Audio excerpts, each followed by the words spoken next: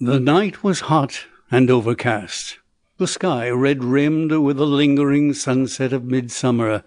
They sat at the open window, trying to fancy the air was fresher there. The trees and shrubs of the garden stood stiff and dark. Beyond, in the roadway, a gas lamp burnt, bright orange against the hazy blue of the evening. Farther were the three lights of the railway signal against the lowering sky. The man and woman spoke to one another in low tones. "He does not suspect," said the man a little nervously. "Not he," she said peevishly, as though that too irritated her. "He thinks of nothing but the works and prices of fuel. He has no imagination, no poetry." "None of these men of iron have," he said sententiously. "They have no hearts." "He has not," she said. She turned her discontented face towards the window. The distant sound of a roaring and rushing drew nearer and grew in volume. The house quivered. One heard the metallic rattle of the tender. As the train passed, there was a glare of light above the cutting, and a driving tumult of smoke. 1, 2, 3, 4, 5, 6, 7, 8 black oblongs. 8 trucks passed across the dim grey of the embankment, and were suddenly extinguished one by one in the throat of the tunnel, which with the last seemed to swallow down train, smoke, and sound in one abrupt gulp. "This country was all fresh and beautiful once," he said, "and now it is Gehenna. Down that way nothing but pot banks and chimneys belching fire and dust into the face of heaven. But what does it matter? An end comes, an end to all this cruelty. To-morrow." He spoke the last word in a whisper. "To-morrow," she said, speaking in a whisper too, and still staring out the window. "Dear," he said, putting his hand on hers. She turned with a start, and their eyes searched one another's. Hers softened to his gaze. "My dear one," she said, and then, "It seems so strange that you should have come into my life like this, to open—" She paused. "To open?" he said. "All this wonderful world?" She hesitated, and spoke still more softly. "This world of love to me." Then suddenly the door clicked and closed. They turned their heads, and he started violently back. In the shadow of the room stood a great shadowy figure, silent. They saw the face dimly in the half-light, with unexpressive dark patches under the penthouse brows. Every muscle in Rot's body suddenly became tense. When could the door have opened? What had he heard? Had he heard all? What had he seen? A tumult of questions. The newcomer's voice came at last, after a pause that seemed interminable. "Well?" he said. "I was afraid I had missed you, Horrocks," said the man at the window, gripping the window ledge with his hand. His voice was unsteady. The clumsy figure of Horrocks came forward out of the shadow. He made no answer to Rot's remark. For a moment he stood above them. The woman's heart was cold within her. "I told Mr. Rot it was just possible you might come back," she said, in a voice that never quivered.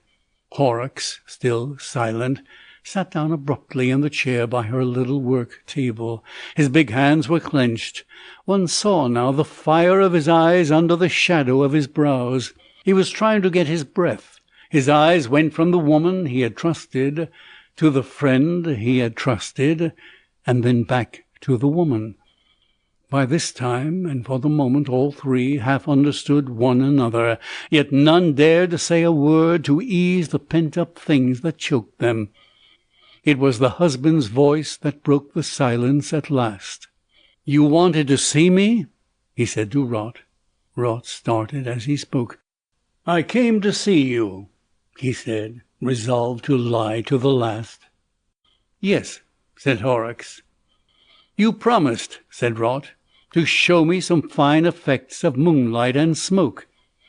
"I promised to show you some fine effects of moonlight and smoke," repeated Horrocks in a colourless voice. "And I thought I might catch you tonight before you went down to the works," proceeded Rot, "and come with you." There was another pause. Did the man mean to take the thing coolly? Did he, after all, know? How long had he been in the room? Yet even at the moment when they heard the door, their attitudes... Horrocks glanced at the profile of the woman, shadowy, pallid in the half-light, and then he glanced at Rot, and seemed to recover himself suddenly. "Of course," he said. "I promised to show you the works under their proper dramatic conditions. It's odd how I could have forgotten." "If I am troubling you—" began Rot. Horrocks started again. A new light had suddenly come into the sultry gloom of his eyes. "Not in the least," he said. "Have you been telling Mr. Rot of all these contrasts of flame and shadow you think so splendid?" said the woman, turning now to her husband for the first time, her confidence creeping back again, her voice just one half-note too high. "That dreadful theory of yours, that machinery is beautiful and everything else in the world ugly. I thought he would not spare you, Mr. Rot. It's his great theory, his one discovery in art." "I am slow to make discoveries," said Horrocks grimly, damping her suddenly. "But what if I discover—" He stopped. "Well?" she said. Nothing. And suddenly he rose to his feet.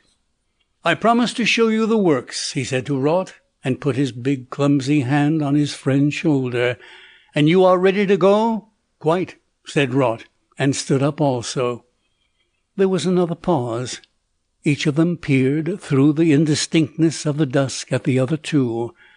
Horrocks' hand still rested on Rot's shoulder. Rot half fancied still that the incident was trivial after all. But Mrs. Horrocks knew her husband better, knew that grim quiet in his voice, and the confusion in her mind took a vague shape of physical evil. "Very well," said Horrocks, and dropping his hand, turned towards the door. "My hat!" Rot looked round in the half-light. "That's my work-basket," said Mrs. Horrocks, with a gust of hysterical laughter. Their hands came together on the back of the chair. "Here it is," he said. She had an impulse to warn him in an undertone, but she could not frame a word. "Don't go," and "beware of him," struggled in her mind, and the swift moment passed. "Got it?" said Horrocks, standing with the door half open. Rot stepped towards him. "Better say good-bye to Mrs. Horrocks," said the ironmaster, even more grimly quiet in his tone than before. Rot started and turned. "Good evening, Mrs. Horrocks," he said, and their hands touched. Horrocks held the door open with a ceremonial politeness unusual in him towards men. Rot went out, and then, after a wordless look at her, her husband followed. She stood motionless while Rot's light footfall and her husband's heavy tread, like bass and treble, passed down the passage together. The front door slammed heavily. She went to the window, moving slowly, and stood watching, leaning forward.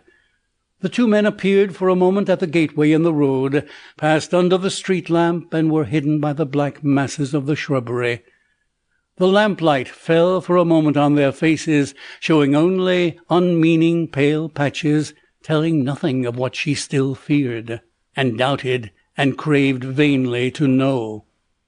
Then she sank down into a crouching attitude in the big armchair, her eyes wide open and staring out at the red lights from the furnaces that flickered in the sky. An hour after she was still there, her attitude scarcely changed. The oppressive stillness of the evening weighed heavily upon Rot. They went side by side down the road in silence, and in silence turned into the cinder-made byway that presently opened out the prospect of the valley.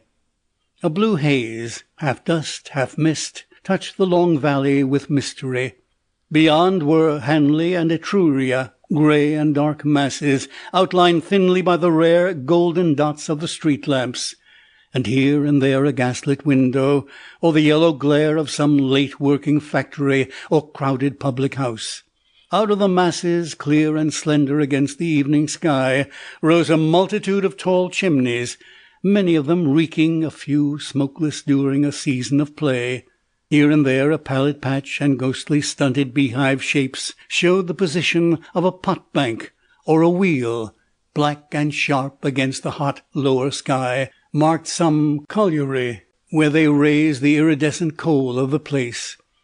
Near at hand was the broad stretch of railway, and half-invisible trains shunted, a steady puffing and rumbling, with every run a ringing concussion and a rhythmic series of impacts, and the passage of intermittent puffs of white steam across the further view. And to the left, between the railway and the dark mass of the low hill beyond, dominating the whole view, colossal, inky black, and crowned with smoke and fitful flames, stood the great cylinders of the Jeddah Company blast furnaces, the central edifices of the big ironworks of which Horrocks was the manager. They stood, heavy and threatening, full of an incessant turmoil of flames and seething molten iron, and about the feet of them rattled the rolling mills, and the steam hammer beat heavily and splashed the white iron sparks hither and thither. Even as they looked, a truck full of fuel was shot into one of the giants, and the red flames gleamed out, and a confusion of smoke and black dust came boiling upwards towards the sky. "Certainly you get some fine effects of colour with your furnaces," said Rot, breaking a silence that had become apprehensive. Horrocks grunted. He stood with his hands in his pockets, frowning down at the dim, steaming railway and the busy ironworks beyond, frowning as if he were thinking out some knotty problem. Rot glanced at him and away again. "At present your moonlight effect is hardly ripe," he continued, looking upward. "The moon is still smothered by the vestiges of daylight." Horrocks stared at him with the expression of a man who has suddenly awakened. "Vestiges of daylight? Of course, of course." He too looked up at the moon, pale still in the midsummer sky. "Come along," he said suddenly, and, gripping Rot's arm in his hand, made a move towards the path that dropped from them to the railway. Rot hung back. Their eyes met and saw 1,000 things in a moment that their lips came near to say. Horrocks' hand tightened and then relaxed. He let go, and before Rot was aware of it, they were arm in arm and walking, one unwillingly enough, down the path. "You see the fine effects of the railway signals towards Burslem," said Horrocks, suddenly breaking into loquacity, striding fast and tightening the grip of his elbow the while. "Little green lights and red and white lights, all against the haze. You have an eye for effect, Rot. It's a fine effect. And look at those furnaces of mine, how they rise upon us as we come down the hill. That to the right is my pet. 70 feet of him. I packed him myself, and he's boiled away cheerfully with iron in his guts for 5 long years. I've a particular fancy for him. That line of red there, a lovely bit of warm orange you'd call it, Rot. That's the puddler's furnaces. And there, in the hot light, 3 black figures. Did you see the white splash of the steam hammer then? That's the rolling mills. Come along, clang, clatter, how it goes rattling across the floor. Sheet tin, Rot. Amazing stuff. Glass mirrors are not in it when that stuff comes from the mill. And squelch, there goes the hammer again. Come along." He had to stop talking to catch at his breath. His arm twisted into Rot's with benumbing tightness. He had come striding down the black path towards the railway as though he was possessed. Rot had not spoken a word, had simply hung back against Horrocks' pull with all his strength. "I say," he said now, laughing nervously, but with an undernote of snarl in his voice, "why on earth are you nipping my arm off, Horrocks, and dragging me along like this?" At length Horrocks released him. His manner changed again. "Nipping your arm off?" he said. "Sorry, but it's you taught me the trick of walking in that friendly way." "You haven't learned the refinements of it yet, then," said Rot, laughing artificially again. "By Jove, I'm black and blue." Horrocks offered no apology. They stood now near the bottom of the hill, close to the fence that bordered the railway. The ironworks had grown larger and spread out with their approach. They looked up to the blast furnaces now, instead of down. The further view of Etruria and Hanley had dropped out of sight with their descent. Before them, by the stile, rose a notice board bearing, still dimly visible, the words, "Beware of the trains," half hidden by splashes of coaly mud. "Fine effects," said Horrocks, waving his arm. "Here comes a train. The puffs of smoke, the orange glare, the round eye of light in front of it, the melodious rattle. Fine effects. But these furnaces of mine used to be finer, before we shoved cones in their throats and saved the gas." "How?" said Rot. "Cones?" "Cones, my man, cones. I'll show you one nearer. The flames used to flare out of the open throats. Great! What is it? Pillars of cloud by day, red and black smoke, and pillars of fire by night. Now we run it off in pipes and burn it to heat the blast, and the top is shut by a cone. You'll be interested in that cone." "But every now and then," said Rot, "you get a burst of fire and smoke up there." "The cone's not fixed. It's hung by a chain from a lever, and balanced by an equipoise. You shall see it nearer. Else, of course, there'd be no way of getting fuel into the thing. Every now and then the cone dips, and out comes the flare." "I see," said Rot. He looked over his shoulder. "The moon gets brighter," he said. "Come along," said Horrocks abruptly, gripping his shoulder again, and moving him suddenly toward the railway crossing. And then came one of those swift incidents, vivid, but so rapid that they leave one doubtful and reeling. Halfway across, Horrocks' hand suddenly clenched upon him like a vice, and swung him backward and through a half-turn, so that he looked up the line. And there a chain of lamp-lit carriage windows telescoped swiftly as it came towards them, and the red and yellow lights of an engine grew larger and larger, rushing down upon them. As he grasped what this meant, he turned his face to Horrocks and pushed with all his strength against the arm that held him back between the rails. The struggle did not last a moment. Just as certain as it was that Horrocks held him there, so certain was it that he had been violently lugged out of danger. "Out of the way," said Horrocks with a gasp as the train came rattling by, and they stood panting by the gate into the ironworks. "I did not see it coming," said Rot, still, even in spite of his own apprehensions, trying to keep up an appearance of ordinary intercourse. Horrocks answered with a grunt. "The cone," he said, and then, as one who recovers himself, "I thought you did not hear." "I didn't," said Rot. "I wouldn't have had you run over then for the world," said Horrocks. "For a moment I lost my nerve," said Rot. Horrocks stood for half a minute, and then turned abruptly towards the ironworks again. "See how fine these great mounds of mine, these clinker heaps look in the night. That truck yonder, up above there, up it goes and out tilts the slag. See the palpitating red stuff go sliding down the slope. As we get nearer, the heap rises up and cuts the blast furnaces. See the quiver up above the big one? Not that way, this way between the heaps. That goes to the puddling furnaces. But I want to show you the canal first." He came and took Rot by the elbow, and so they went along side by side. Rot answered Horrocks vaguely. What, he asked himself, had really happened on the line? Was he deluding himself with his own fancies? Or had Horrocks actually held him back in the way of the train? Had he just been within an ace of being murdered? Suppose this slouching, scowling monster did know anything? For a minute or two then Rot was really afraid for his life. But the mood passed as he reasoned with himself. After all, Horrocks might have heard nothing. At any rate, he had pulled him out of the way in time. His odd manner might be due to the mere vague jealousy he had shown once before. He was talking now of the ash heaps and the canal. "Eh?" said Horrocks. "What?" said Rot. "Rather the haze in the moonlight. Fine." "Our canal," said Horrocks, stopping suddenly. "Our canal by the moonlight and firelight is an immense effect.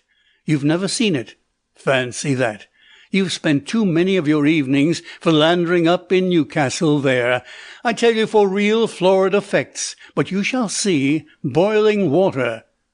As they came out of the labyrinth of clinker heaps and mounds of coal and ore, the noises of the rolling mill sprang upon them suddenly, loud, near, and distinct. 3 shadowy workmen went by and touched their caps to Horrocks. Their faces were vague in the darkness. Raut felt a futile impulse to address them, and before he could frame his words, they passed into the shadows. Horrocks pointed to the canal close before them now. A weird-looking place it seemed, in the blood-red reflections of the furnaces.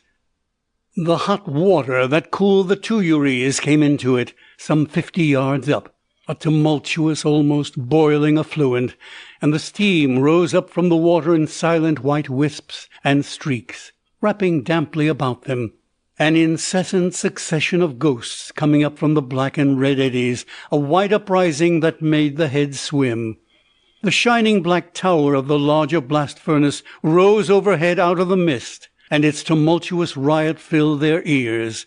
Raut kept away from the edge of the water and watched Horrocks. "Here it is red," said Horrocks. "Blood-red vapour, as red and hot as sin. But yonder there, where the moonlight falls on it, and it drives across the clinker heaps, it is as white as death." Raut turned his head for a moment, and then came back hastily to his watch on Horrocks. "Come along to the rolling mills," said Horrocks. The threatening hold was not so evident that time, and Raut felt a little reassured. But all the same, what on earth did Horrocks mean about white as death and red as sin? Coincidence, perhaps? They went and stood behind the puddlers for a little while, and then through the rolling mills, where amidst an incessant din the deliberate steam hammer beat the juice out of the succulent iron, and black, half-naked Titans rushed the plastic bars like hot sealing wax between the wheels. "Come on," said Horrocks in Raut's ear, and they went and peeped through the little glass hole behind the tuyères, and saw the tumbled fire writhing in the pit of the blast furnace. It left one's eyes blinded for a while. And then, with green and blue patches dancing across the dark, they went to the lift by which the trucks of ore and fuel and lime were raised to the top of the big cylinder. And out upon the narrow rail that overhung the furnace, Raut's doubts came upon him again. Was it wise to be here, if Horrocks did know everything? Do what he would, he could not resist a violent trembling. Right underfoot was a sheer depth of 70 feet. It was a dangerous place. They pushed by a truck of fuel to get to the railing that crowned the place. The reek of the furnace, a sulphurous vapour streaked with pungent bitterness, seemed to make the distant hillside of Hanley quiver. The moon was riding out now from among a drift of clouds halfway up the sky, above the undulating wooded outlines of Newcastle.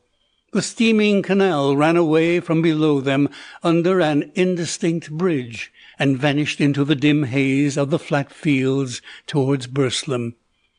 "That's the cone I've been telling you of," shouted Horrocks, and below that 60 feet of fire and molten metal, with the air of the blast frothing through it like gas in soda water. Raut gripped the handrail tightly and stared down at the cone. The heat was intense.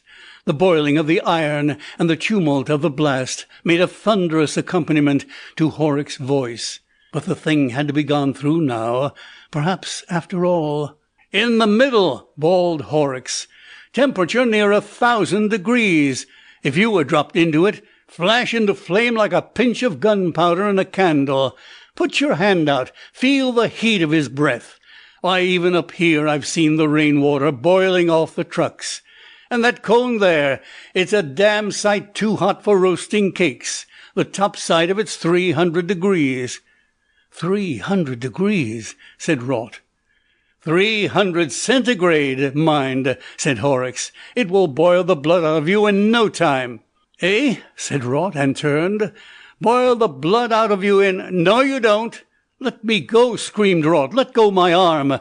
With one hand he clutched at the handrail, and then with both. For a moment the two men stood swaying, and then suddenly, with a violent jerk, Horrocks had twisted him from his hold. He clutched at Horrocks and missed. His foot went back into empty air. In mid-air he twisted himself, and then cheek and shoulder and knee struck the hot cone together. He clutched the chain by which the cone hung, and the thing sank an infinitesimal amount as he struck it. A circle of glowing red appeared about him, and a tongue of flame, released from the chaos within, flickered up towards him. An intense pain assailed him at the knees, and he could smell the singeing of his hands. He raised himself to his feet and tried to climb up the chain, and then something struck his head. Black and shining with the moonlight, the throat of the furnace rose about him. Horrocks, he saw, stood above him by one of the trucks of fuel on the rail. The gesticulating figure was bright and white in the moonlight, and shouting, "Fizzle, you fool! Fizzle, you hunter of women! You hot-blooded hound! Boil, boil, boil!" Suddenly he caught up a handful of coal out of the truck, and flung it deliberately, lump after lump, at Rot. "Horrocks!" cried Rot. "Horrocks!" He clung crying to the chain, pulling himself from the burning of the cone. Each missile Horrocks flung hit him. His clothes charred and glowed, and as he struggled the cone dropped, and a rush of hot, suffocating gas whooped out and burned round him in a swift breath of flame. His human likeness departed from him. When the momentary red had passed, Horrocks saw a charred, blackened figure, its head streaked with blood, still clutching and fumbling with the chain, and writhing in agony, a cindery animal, an inhuman, monstrous creature that began a sobbing, intermittent shriek. Abruptly at the sight, the ironmaster's anger passed. A deadly sickness came upon him. The heavy odour of burning flesh came drifting up to his nostrils. His sanity returned to him. "God have mercy upon me!" he cried. "O God, what have I done?" He knew the thing below him, save that it still moved and felt, was already a dead man, and the blood of the poor wretch must be boiling in his veins. An intense realization of that agony came to his mind, and overcame every other feeling. For a moment he stood irresolute, and then, turning to the truck, he hastily tilted its contents upon the struggling thing that had once been a man. The mass fell with a thud and went radiating out over the cone, and with the thud the shriek ended, and a boiling confusion of smoke, dust, and flame came rushing up towards him. As it passed, he saw the cone clear again, and then he staggered back and stood, trembling, clinging to the rail with both hands. His lips moved, but no words came to them.